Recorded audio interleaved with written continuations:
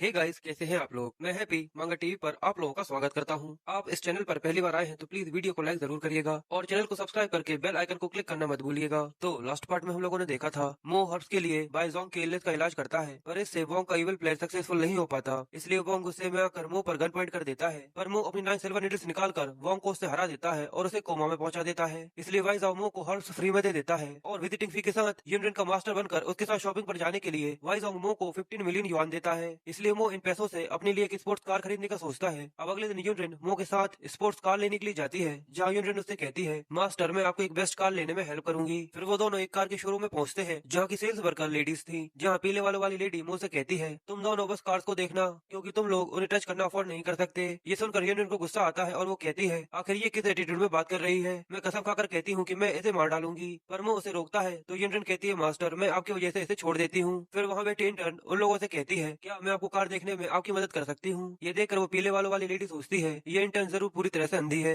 ये उन दोनों को कार दिखाने में बस अपना टाइम वेस्ट कर रही है। ये गरीब स्टूडेंट्स यहाँ पर सिर्फ कार देखने आए हैं, ये किसी भी चीज को अफोर्ड नहीं कर सकते। पर सामने वो उस इंटर्न से कहता है, तुम्हें सबकी जरूरत नहीं है, हमें ये कार चाहिए। तो इंटर्न ये देखकर कहती है, ये कार स्मूथ शार्पर और शार्प लाइनर है, ये दोनों ही तरीके से मेरे मास्टर का ध्यान अपनी तरफ खींचने के लायक है। ये देखकर वो पीले वालों वाली लेडी सोचती है, क्या सच में ये लोग वो कार ले रहे हैं। इस कार की कीमत लगभग 8 मिलियन के आसपास है। इसका मतलब इसका कमीशन भी बहुत ज्यादा होने वाला है। मैं इतना अच्छा मौका अपने हाथ से नहीं गवा सकती। ये सोचकर वो पीले वाले वाली लेडी जल्दी से उस इंटर्न को धक्का देते हुए उन लोगों से कहती है, कि आपको ये लिम्बो लेनी है। पर वो उस लेडी की बेइज्जती करते हुए कहता है, तुम तुम्हारा प्लेट जैसा चेहरा लेकर यहाँ पर क्यों आ गई, तुमने मेरा सारा मूड खराब कर दिया। यूनियन भी कहती है, मास्टर आपने ठीक कहा। और वो उससे आगे कहता है, तुम्हारा चेहरा उस प्लेट की तरह है जिसे बहुत लंबे समय से ना धोया हो। ये सुनकर वो पीले वाली लेडी को बहुत ज्यादा गुस्सा आता है और वो गुस्से में मुझसे कहती है, तुम्हारी हिम्मत कैसे हुई मेरी इंसल्ट करने की। मैं तुम्हें बता दूं कि अब तुम्हें इसकी कीमत चुकानी होगी। अब मुझे ये देखना है कि तुम इसे अफोर्ड कर पाते हो या नहीं। ये सुनकर वो इंटर्न मो और यूनियन को शांत करते हुए कहती है, मैं सिस्टर से बात करती हूँ कि वो आपको कार रिकमेंड करें, वरना यहाँ पर काफी ज्यादा बड़ी मुश्किल खड़ी हो जाएगी। पर यूनियन हंसते हुए कहती है, मैं ऐसी छोटी मोटी परेशानियों से नहीं डरती, इसलिए तुम्हें हमारे लिए परेशान होने की जरा सी भी जरूरत नहीं है। ये सुनकर वो पीले वाली लेडी यूनियन से कहती है, अच्छा है कि तुम्हारे अंदर हिम्मत है, अब देखो मैं क्या करती हूँ। जो बोलकर वो अपने हस्बैंड को कॉल करती है और अपने हस्बैंड के सामने कमला नारी की एक्टिंग करते हुए कहती है, आप जल्दी यहाँ पर आ जाइए, कुछ लोग मुझे परेशान कर रहे हैं और मेरे साथ नोटी थिंग्स करने की कोशिश कर रहे हैं। उस लेडी की इतनी अच्छी एक्टिंग देखकर मो और यूनियन बहुत ज्यादा हैरान हो जाते हैं। फिर से सिटी की दूसरी तरफ का दिखाते हैं, जहाँ कुछ गुंडे लोगों को बुली कर रहे थे और उन लोगों से प्रोटेक्शन फीस के नाम पर हफ्ता वसूल कर रहे थे।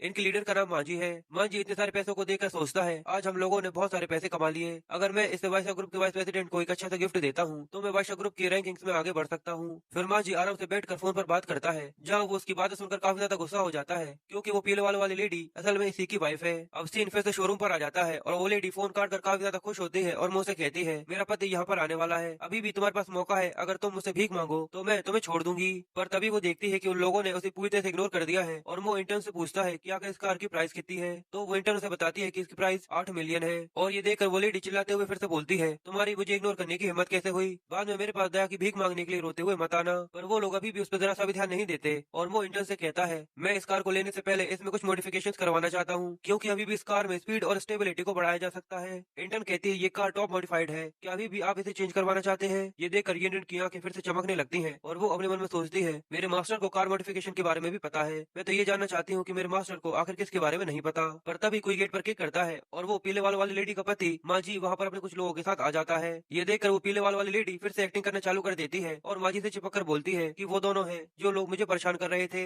ये देखकर मांझी का एक लड़का बोलता है, क्या तुम मरना चाहते हो जो तुमने मांझी की वाइफ को छेड़ने की कोशिश करी। तभी मांझी यूनियन को मारने के लिए आगे बढ़ता है और उससे कहता है, तो बदबूदार लड़की वो तुम हो जिसने मेरी वाइफ को परेशान किया। जो बोलकर मांझी यूनियन को मारने ही वाला होता है, तभी मांझी कुछ नोटिस करता है और वहीं पर रुक जाता है और अपनी जगह से जरा सा भी नहीं हिलता। ये देखकर मांझी के साथ आए हुए लड़के बोलते हैं, आखिर बिग ब्रदर को क्या हो गया, वो अपनी जगह से क्यों नहीं हिल रहे। तो दूसरा लड़का उससे कहता है, बिग ब्रदर बहुत ज्यादा डरे हुए हैं, इतना ज्यादा कि वो अपनी जगह से जरा सा भी नहीं हिल पा रहे। तभी पहला लड़का फिर से बोलता है, इस लड़की की शक्ल जानी पहचानी सी क्यों लग रही है। और वहीं खड़ी मांझी की वाइफ अपने मन में सोचती है, 80% ये लोग रोते हुए मेरे पास दया की भीख मांगने जरूर आएंगे। फिर वो मांझी से आगे कहती है, तुम्हें क्या हो गया, तुम्हें इस तरीके से देखना काफी ज्यादा अनोइंग है। पर मांझी तो बहुत ज्यादा डरा हुआ था, इतना कि उसकी तो डर कर चार हो गई थी। तभी उसकी वाइफ उसे पीछे से धक्का देते हुए कहती है, तुम इन पर हमला क्यों नहीं कर रहे। तो मांझी उस पर एक जोरदार थप्पड़ मारता है, जिससे उसकी वाइफ उड़ते हुए काफी दूर जाकर गिरती है। और मांझी उससे कहता है, क्या तुम मुझे मरवाना चाहती थी। तो उसकी वाइफ उठते हुए कहती है, आखिर तुम्हारा मतलब क्या है, तुमने मुझे मारने की हिम्मत कैसे की। पर तभी वो देखती है कि यूनियन के हाथ में एक गन है जो उसने मांझी के ऊपर पॉइंट करके रखी हुई है।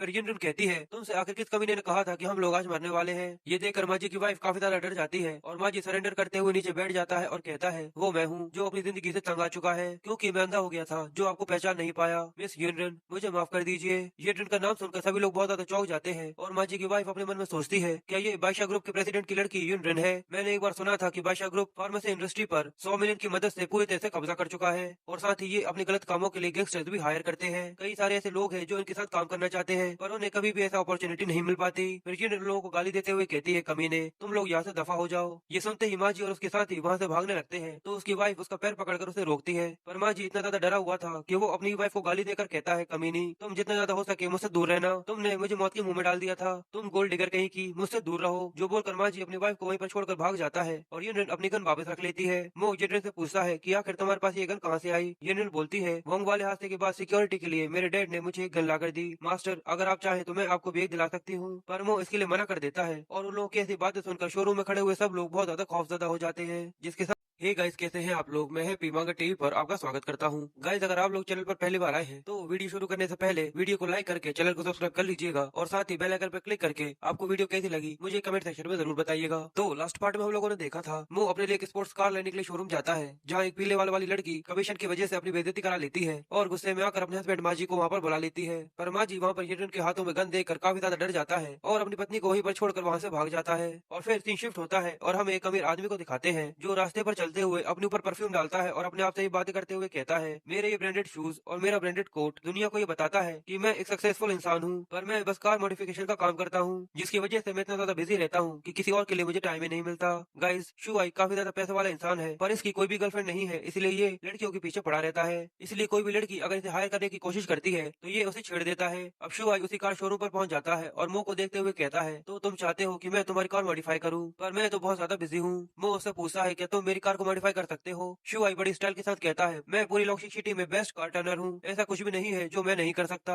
तुम बस ये बताओ कि तुम्हारी कार कौन सी है, कोई भी बिगड़ा हुआ लड़का उसे आराम से खरीद सकता है। फिर शुये का ध्यान यूनियन पर जाता है और वो उसे देखकर कहता है, ये बहुत ज्यादा खूबसूरत है, क्या इसकी जैसी बॉडी भी इस दुनिया में एग्जिस्ट करती है? फिर वो मो को देखता है और सोचता है, क्या ये दोनों कपल है? ये सोचकर शुआई मो से चिढ़ जाता है और मो को यूनियन से दूर करते हुए कहता है, यंग मिस, आपका नाम क्या है और क्या आप आज रात को फ्री है? फिर शुआई आगे बोलता है, मैं आपको बता दूं, पूरी लॉन्ग सिटी में जो भी लड़कियां मुझे हायर करती है वो मुझे कई सारे पैसे के साथ अपने साथ एक बार घूमने का मौका भी देती है। पर वो उससे फिर से पूछता है, क्या तुम मेरी कार मॉडिफाई कर सकते हो या नहीं? ये सुनकर शुआई चिल्लाते हुए कहता है, अपना मुंह बंद रखो, मैं अपना हाथ घुमाते ही तुम्हारी खटारा कार को एक बार में ही ठीक कर सकता हूँ। फिर वो अपने टूल्स को निकालते हुए कहता है, आखिर किस तरीके की पंचर गाड़ी है जिसे तुम इतना ज्यादा पसंद करते हो? एक बार मैं इसे मॉडिफाई कर दूं जिसके बाद तुम्हें मुझे अंकल कहना होगा। पर जैसे ही शुआई अपनी नजर को उठाता है तो वो चमकते हुए ब्रांड न्यू लैम्बोर्गिनी को देखता है जिसे देखकर उसकी आंखें फटी की फटी रह जाती है और वो मुंह पर चिल्लाते हुए कहता है, क्या तुम मुझसे कोई मजाक कर रहे हो? ये पहले से ही टॉप क्लास सुपर कार है, इसे मॉडिफाई नहीं किया जा सकता। ये सुनकर वो कहता है, तो तुम इसे मॉडिफाई नहीं कर सकते। जो बोलकर वो शुआई को एक अजीब सा लुक देता है और इंटर शुआई से पूछती है, प्लीज आप इनकी कार को मॉडिफाई कर दीजिए, क्या सच में आप इनकी कार को मॉडिफाई नहीं कर सकते?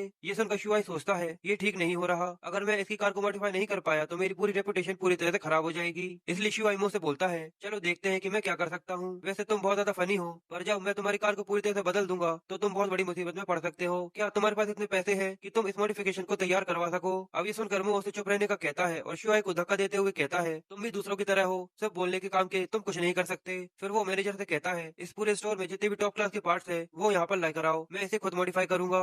ये सुनकर शोरूम में खड़े सभी लोग मुंह को देखकर उसके बारे में अजीब अजीब सी बातें करने लगते हैं और शुआई भी हंसते हुए कहता है, तुम्हारे ऐसे जोक की वजह से मैं तो मर जाऊंगा, चलो देखते हैं, अगर तुम इस कार को मॉडिफाई कर पाते हो तो पूरी मॉडिफिकेशन के पैसे मैं दूंगा।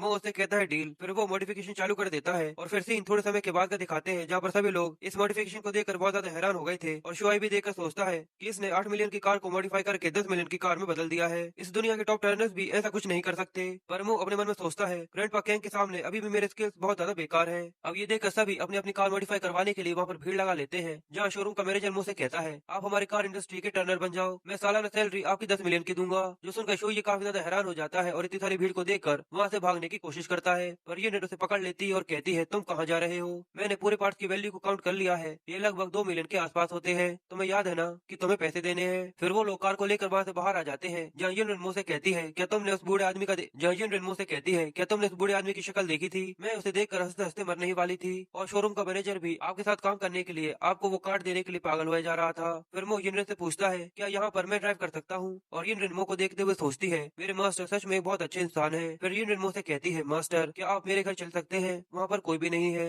ये सुनकर मो यूनरेन की चेस्ट की तरफ देखते हुए शर्माता है और सोचता है, जहाँ ग्रैंडपा उससे बोलते हैं ये सब ठीक नहीं है, तुम्हें इस लड़की से मना कर देना चाहिए। पर ग्रैंड माँ उससे कहती है इस बूढ़े की बात पर ध्यान मत दो, जल्दी से इस लड़की से हाँ बोलो और इसे पकड़ लो।